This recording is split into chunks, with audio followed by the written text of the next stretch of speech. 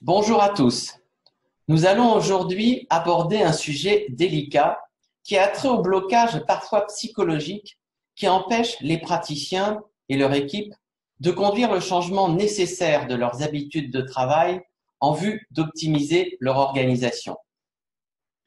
La conduite du changement est bien la meilleure définition que l'on puisse donner à l'exercice des compétences de gérance d'un manager. Or, nombre de cabinets et d'équipes dentaires ronronnent et se satisfont d'un mode d'organisation et d'un format de communication qui ne sont plus en phase avec les impératifs de santé publique, la conjoncture économique et sociale, ni même avec les principes fondamentaux de management et de gestion humaine. Ces freins au changement doivent impérativement être levés, mais faut-il, dans un premier temps, pouvoir les identifier?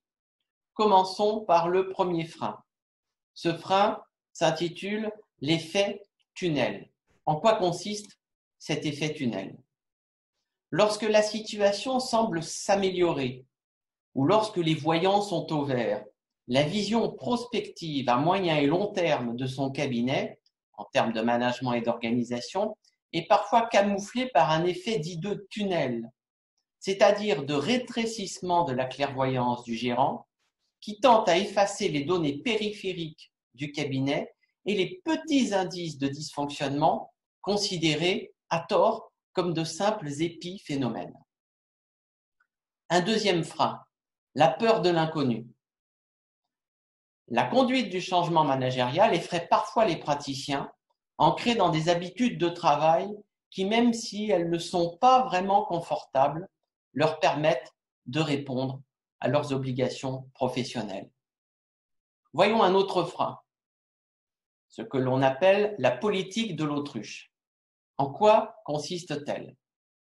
Malgré les sollicitations du personnel, malgré certains indices d'une ambiance de travail qui parfois se détériore, d'un esprit d'équipe qui se désagrège, on laisse les choses traîner, en espérant que la reprise de son train-train quotidien effacera les vicissitudes de son cabinet dentaire. Un autre blocage que je vous présente, ce qu'on nomme la tête dans le guidon.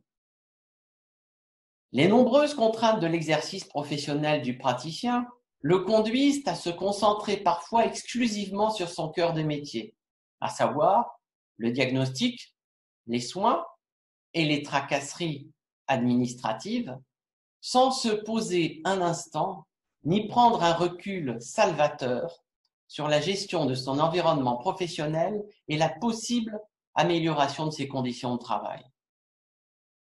Voyons un autre frein que j'intitule la gestion en bon père ou en bonne mère de famille.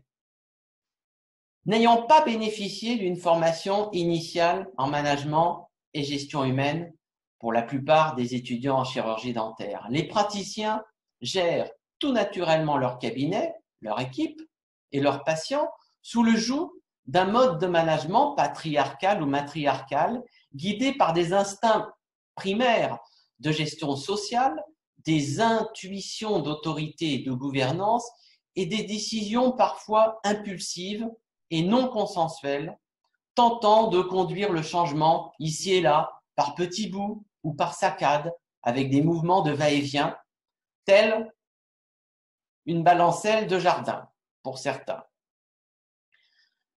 Je vous présente un autre frein qui est assez courant, qu'on nomme la procrastination.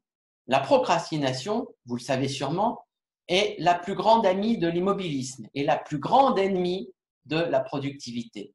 Cette tendance quasi pathologique pour certains, qui consiste à remettre au lendemain ce que l'on devrait pourtant faire aujourd'hui, finit par créer un sentiment latent de culpabilité et d'insécurité, une perte de confiance en soi qui peut parfois conduire dans une configuration négative jusqu'au burn-out.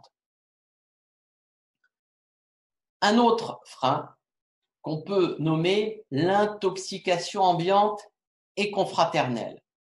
Effectivement, il suffit de regarder parfois autour de soi pour se convaincre que, chez les autres, après tout, ce n'est pas mieux, c'est même parfois pire, Alors pourquoi prendre le risque de changer juste pour changer? Je vous présente un autre frein, ce qu'on nomme l'organisation en silo. Ce mode d'organisation où tout est cloisonné, segmenté, hiérarchisé, où chacun se concentre exclusivement sur la réalisation des tâches de travail inhérentes à sa fiche de poste et où le praticien exerce une autorité et un pouvoir tel qu'il ne facilite pas les interrelations, le partage des idées, ni même le partage de décisions. Ce mode d'organisation est de nos jours totalement obsolète. Il est vraiment temps de casser les silos dans les cabinets dentaires, de s'ouvrir aux idées de vos assistantes et de vos secrétaires, ainsi qu'aux leviers de motivation de vos patients. Un autre frein, l'absence de leadership. Les composantes du leadership ne s'acquièrent pas, car elles dépendent parfois de certains traits de caractère et de personnalité, tels que le courage, le sens du risque, la prise de pouvoir et la domination. Plus encore, le leader né n'a pas besoin de paroles pour être reconnu. Il se révèle comme tel facilement aux autres. Quand on a du leadership, il est certain également que l'exercice du pouvoir peut s'avérer plus aisé. Néanmoins, adopter une position naturelle de leader ne suffit pas à gérer l'organisation d'un cabinet. Devenir un bon manager est, à contrario, une compétence qui s'acquiert grâce à un parcours de formation ou de coaching. L'absence de leadership est donc un frein qui peut et doit être levé. Il y a ensuite un autre frein inhérent à la formation initiale des praticiens, le problème des compétences métiers.